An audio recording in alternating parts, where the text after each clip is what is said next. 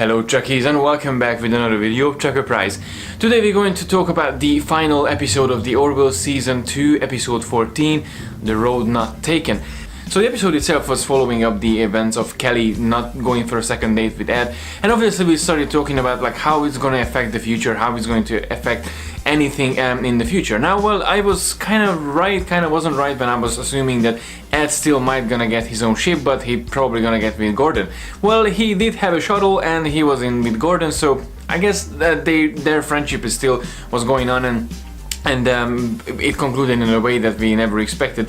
Although he explains in this episode that he went for command training and he wanted to be a starship captain, but he never really able to made it to the end. Even though they didn't get married and they didn't divorce, Ed was still going on for a rough time because, you know, apparently he's a really sensitive person who once he gets his heart broken, you know, a lot of things can affect that person. And in the case of Ed, he was still incompetent to be a captain, and he needed Kelly to be a captain and to be in the Orville and to form the crew and then to meet everyone and prevent the Kaylon attack itself. So this episode just really follows up on the fact that what happens if something in the past, some simple minor changes happens in the past and it affects the whole future, because as they explained, Ed and Kelly didn't go to a second date, and then Ed didn't get to the Orville, and then Claire didn't get to the Orville, and then the whole thing with the Isaac and the kids and then Isaac turning against his own people, it didn't happen. So that's why the Kaylon basically just invaded the whole universe. And then it was so sad and so exciting at the same time to seeing that, hey, the whole universe just wiped out by the Kaylon, and then they even evolved to a certain point that they can have their head off and then going flying around as drones and then flying to and shooting to people. That was really interesting to see, and I kept thinking like, hey, we didn't see this before, and Isaac basically just took out the head of Kaylon Prime in the Identity Part 2 episode, and then it could have been just living further on, but then obviously that might have been an evolutionary process for the Kaylon, so we didn't get to that part. But I'm kind of wondering if there's gonna be a season 3 and then we're gonna see more Kaylons and the Kaylon gonna come back as a major threat that we might gonna face with these drones again. That would be super cool actually. So obviously in this alternative future we end up having a very gritty, a very different sort of feel to the Orville itself. For me it didn't really feel Star Trek anymore, because obviously the Star Trek, it's the Next Generation vibe was heavily on season 1 and season 2, but it felt more like a Star Wars Han Solo, you know, especially with Kelly and the ship, and then having them all in the cockpit and then just like flying around and then fighting against the Kaylons. And even when they had this wonderful battle chase between the Union shuttle plus the Kaylon ship in the ice fields, it was just absolutely reminded me of Star Wars, and they managed to recreate the whole vibe of that one scene. Not to mention when they went down to the planet to actually find the serum for Kelly to actually have the memory wipe a bit better than, you know, they had it in the first time. That was interesting too, because it felt like we are in Endor, we are back in the Star Wars universe, so it was wonderful to see all these little nods for Star Wars, and obviously a couple of things for Star Trek as well. There was one particular scene when the Orville was emerging from the bottom of the ocean and closest to the surface, and the whole scene in the Orville moving apart from Earth felt like Star Trek 3 when the original series crew ended up in the Klingon warbird and they moving away from planet Genesis because that was about to explode. So it was a really interesting not to have this sort of feeling as well to regard to Star Trek. And obviously many of the music elements as well felt like we are listening to Star Trek, and at one point we're listening to Star Wars.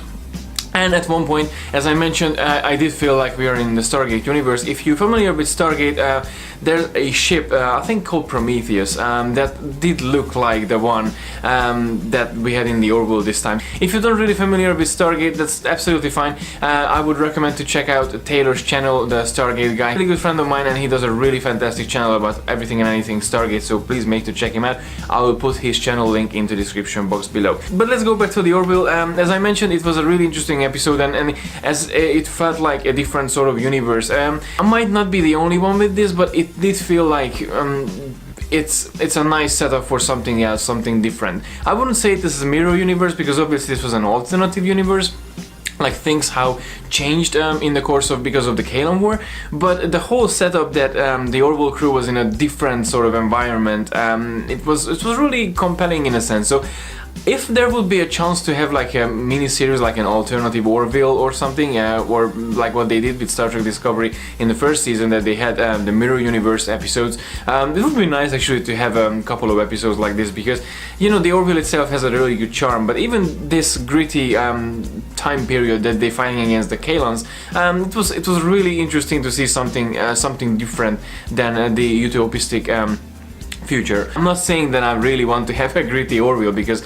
that's not what we love about the Orville itself. The Orville is optimistic and hopeful and cheerful and full of laughter and drama as well. So that's what I want from the Orville, and that's what they did in the first two seasons. And the second season so far was absolutely amazing to witness, and you know, there's so much improvements in terms of characters and stories. Having this episode pushing you out from your comfort zone was really interesting, and seeing all the different characters in different roles and different scenarios was super interesting as well. Obviously in this episode we had loads of reference for Star Trek as well.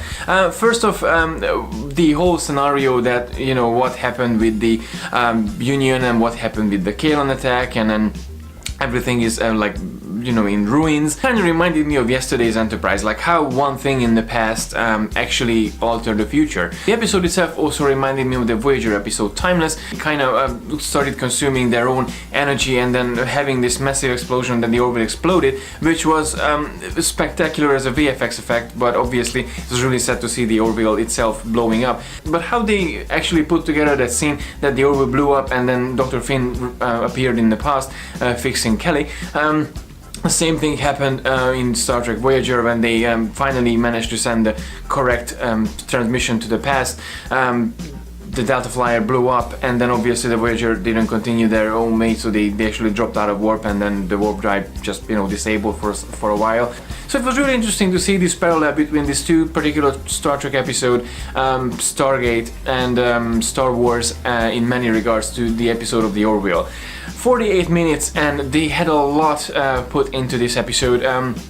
And I think it was a really interesting season finale on its own. Obviously there's a couple of things that I still would like to mention, what I loved about they still find a little time for banter.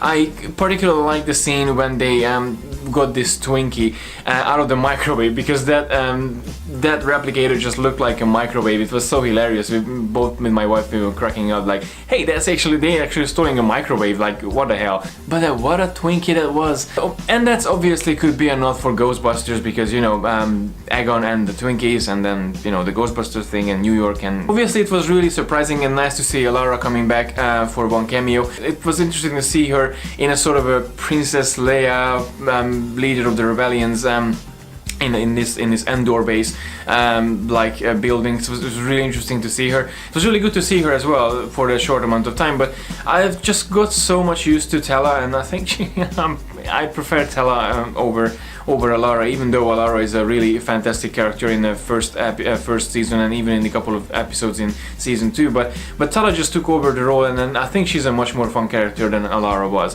But we can talk about that in another video at some point. Seeing Bortus as well in this episode was really emotional, because we both noticed that, hey, something wrong with his face, and obviously when we got to know that, hey, he was on emergency rations for like 9 months, and he was waiting to hear and waiting to get saved, and then he basically kept himself alive because Clyden and Topo went back to Muckless, and he lost all the weight. You can see his face was like so thin, and I was kind of like, hey, the actor actually who lost weight, or Bortus who lost weight? But then it could be both. And obviously when they told him that, hey, the Kaylons actually destroyed Muckless, that was a really sad scene, and we both felt really emotional, because even though we know that they fight a lot, they still love each other, and then that's something beautiful that you know, it cannot be disregarded and dismissed.